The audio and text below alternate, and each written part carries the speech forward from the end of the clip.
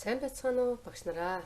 Та бүхэнд 4-р ангийн хүн ба байгал судлалт хууны юмс үзэгдэл бүлэг сэдвийн цахилгаан дамжуулагч ба тусгаарлагч дид бүлгийн өөрөөр хэлбэл цахилгаан дамжуулагч ба тусгаарлагч нэг жишээлийн хөтөлбөрийн хамгийн ихний сэдэв буюу за ашиглан гэрэл асаая одоо ээлжид хичээлийн загварыг та бүхэндээ танилцуулъя.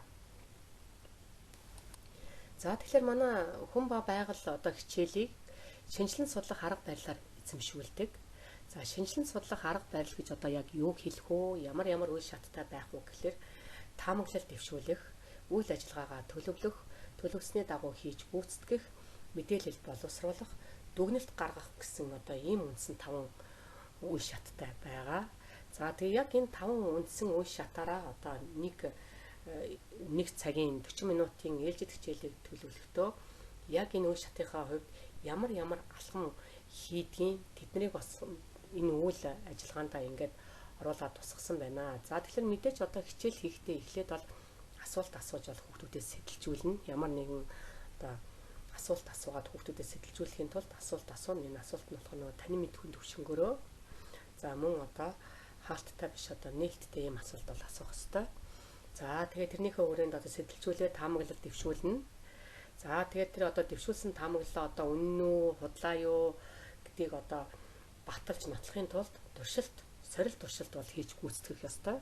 За сорилт туршилт хийхин тулд эхлээд үйл ажиллагаагаа төлөвлөнө. За үйл ажиллагаагаа төлөвлөхийн тулд эхлээд одоо багш бол одоо туршилтын хэрэглэгдэхүүнийг бол танилцуулна. Хэрэглэгдэхүүний зориултыг танилцуулна, хэрэглэгдэхүүний бүтцийг танилцуулна. За туршилт гүйцэтгэх үйл ажиллагааны дарааллыг танилцуулна. Аюулгүй ажиллагааны зааварчилгааг бас одоо өгнө хүүхдүүдтэй. За дараа нь төлөвснээ дагуу хийж гүйцэтгэх гэсэн одоо үе шат байгаа. Энэ дээр болохоор нөгөө нэг ажиглал туршилтаа бол хийж гүйцэтгэн багшийн өгсөн тэр заавар зөвлөгөөний дагаа туршилтын багаж хэрэглэгдэхүүнтэй бол зөв харьцсан, зориултаар нь бол ажиллана. За тэгээд одоо эндээсээ туршилт хийснийхээ дараа одоо эндээс мэдээлэл цуглуулна. За мэдээлэл цуглуулахдаа одоо сурагчид туршилтын үр дүнг ажиглана, хэмжин нэгтлэн. За багийн болон сурагчийн ажлын хуудсан дээр одоо тэмдэглэн, бичин, зурна, загварчлана. За эндээс болохоор дүгнэлт гаргана. За дүгнэлтийг одоо сурагчид багаараа ярилцаад дүгнэлт гарна. Сүүлд нь багш бол заавал хичээлийг дүгнэж шинжлэх ухааны нэр томьёо ашиглан онлын хувьд нь дүгнэлтийг бол гаргана. За мөн одоо энэ хооронд бол багш бол одоо багийг болон сурагчийг одоо явцын үнэлгээгээр үнэлнэ.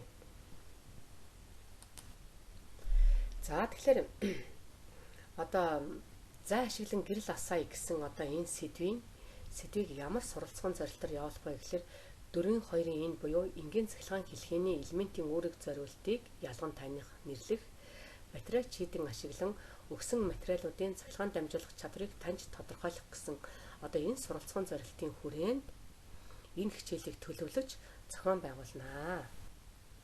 За тэгэхээр одоо нөгөө шинжилэн судлах арга барилаар одоо хүн байгал хичээлийг бол явуулна гэж хэлсэн байгаа. За шинжилэн судлах арга барил болон хичээлийн үе шатуудыг одоо нэг бүчлэн бас ингээд танилцуулаад явъя. За мэдээж одоо нэгдүгээрт нь асуулт асуун сэтэлжүүлэлт. За энийг бол тухайн цаг үедээ тохируулаад яаж ч асууж болно.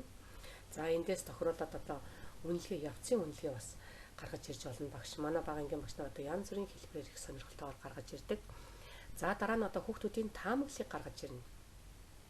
Гарч хідэн хэрхэн яаж асдаг вэ гэж одоо асуултаар сурагчдын таамаглалыг бол авч одоо таамаглалыг тулгуур үгээр бол авна. Эндээс болохоор нөгөө хичээлийн сэдэв маань гарч ирнэ. За тэгээд одоо дараа нь үйл ажиллагаагаа төлөвлөх байгаа. За үйл ажиллагаагаа төлөвлөхдөө одоо бид нар хичээл дээрээ хүүхдүүдтэй нөгөө зорилтоо бол танилцуулдаг. Тэгээд одоо энэ хичээлийн бол зорилго болохоор чийдэн хэрхэн холбож асаадаг талаар шинжилэн судлах аргаар мэдэж ахуй амьдралтайгаа холбох. Зорилт нь болохоор чийдэн зай, чийдэнгийн суурийн бүтцтэй танилцах, туршилтаар чийдэнг асаах, зай болон чийдэнгийн утсыг зөв холбох. Тэгэхээр ер нь бид нар бас мэдж байгаа сурагчдад болохоор заавал одоо за энэ хичээлийн зорилго нь энэ, зорилт нь энэ гэж хэлээд авах шаардлага байхгүй. За энэ өнөөдрийн хичээлээр бид нар ийм зүйлийг мэдэж авна. Өнөөдрийн бид одоо ийм үйл ажиллагаагаар хичээлээ төлөвлөж явуулнаа гэж л танилцуулна зорилготой. Тэгэхээр нөгөө зорилго болохоор мэдлэг, чадвар, хандлагаар тодорхойлогддог. Тэгэхээр яг энэ зорилго гэсэн ганц өгүүлбэр дотор мэдлэг, чадвар, хандлага бас байгаа гэдгийг та нар бас анзаарч байгаа баха. За тэгээд үйл ажиллагаагаа төлөвлөхдөө одоо туршилтын хэрэглэгдэхүүнийг бол танилцуулах ёстой. Туршилтын хэрэглэгдэхүүнийг. Тэгэхээр одоо энэ туршилтанд болохоор чийдэн, зай, чийдэнгийн суурь гэсэн ийм зүйлүүд бол одоо яг энэ туршилтын хэрэглэгдэхүүнд бол туршилтанд бол хэрэглэгдэнэ. За тэгээд чийдэнгийн бүтцээ танилцуулахдаа одоо чийдэн бол чийдэнгийн шил, чийдэнгийн утас, утасны үзүүр. За тэгэхээр одоо зайг болохоор нэмэх туйл, хасах туйл. Эсвэл одоо нэмэх шон, хасах шон гэж нэрлэдэг. За энийг бас тайлбарлаж өгнө. За чийдэнгийн суурь болохоор патрон, утасны үзүүрээс бүтнэ. За одоо энэ ингээд бүтцийн хэрэглэгдэхүүнүүдийнхээ бүтцийг бас ингэж танилцуулж өгнө. За мөн одоо хэрэглэгдэхүүнийг одоо самбар дээр одоо хаана яаж байрлуулвал тохиромжтойг бас ингэж тавьж болно. Энд бас давхар самбар төлөвлөлт яваад байгаа гэдгийг бас та нар харж байгаа хаа. Энэ нөгөө 4-2-ын энэ буюу энгийн цахилгаан хэлхээний элементийн үүрэг зориултыг ялган таних, нэрлэх гэсэн тэр суралцсан зорилт бол энд явж байна. За үйл ажиллагаагаа төлөвлөхдөө бас аюулгүй ажиллагааны зааварчилгааг бас өгнө. За тэгээд аюулгүй ажиллагааны зааварчилгааг өгнө. Энэ болохоор нөгөө чийдэнтэй туршилт болохоор чийдэнг унгаж хагалахаас болгоомжлоорой холбогч утсыг цахилгаан хэрэгсэлд хүргэж болохгүй, зайг хазаж ам хамартаа хүргэж болохгүй гэсэн юм аюулгүй ажиллагааны зааварчилгааг өгнө. За энд бас нөгөө самбар төлөвлөлтийн бас жишээ яваад байгааг та нараас анзаарч харж байгаа хаа. За үйл ажиллагаагаа төлөвлөх дотор бас багш одоо үзүүлэх туршилтыг өөрөө заавал хийж үзүүлнэ. Хүүхдүүдтэй үзүүлэх туршилтыг одоо чийдэнг одоо асаахтаа ингэж холбоно. Одоо зайны нэмэх хасах туйлд утасны чийдэнгийн одоо утасны үзүүрийг ингэж холбооно гэдгийг бас өөрөө ингээд бичлэн үзүүлэх туршилтыг бас хийж үзүүлнэ. За үүний дараа төлөвлөсний дагуу хийж гүйцэтгэх нь одоо хүүхдүүд ястаа нөгөө төлөвлөснийхээ дагуу хийж гүйцэтгэх нь. За энэ дээр болохоор нөгөө хүүхдүүд туршилт хийгээд нөгөө ажиглалт туршилт хийж гүйцэтгэх нь туршилтын багаж хэрэглэгдэхүүнтэй зөв харьцнаа. За энэ хүүхдүүд одоо ингээд туршилт хийгээд үзэж байгаа ийм зураг жишээнүүд бол энэ дээр бол байна. За энэ дээр болохоор одоо хүүхдүүд хэрэглэгдэхүүн дээр одоо зай гэхэд л одоо дөрвөлжин зай бас юм ганцгой зай ашиглаж байгаа. За мөн одоо чийдэн дээр болохоор чийдэн мөн одоо диод ашиглаж байгаа. За ингээд туршилтаа бол хийж байна. За тэгээд сурагчид бол одоо туршилт хийгээд үзэж байгаа юм чинь мэдээлэл боловсруулна. За сурагчид туршилтын үр дүнг ажиглана, хэмжинэ, нягтлана. За багийн ажлын хуудсан дээр тэмдэглэнэ.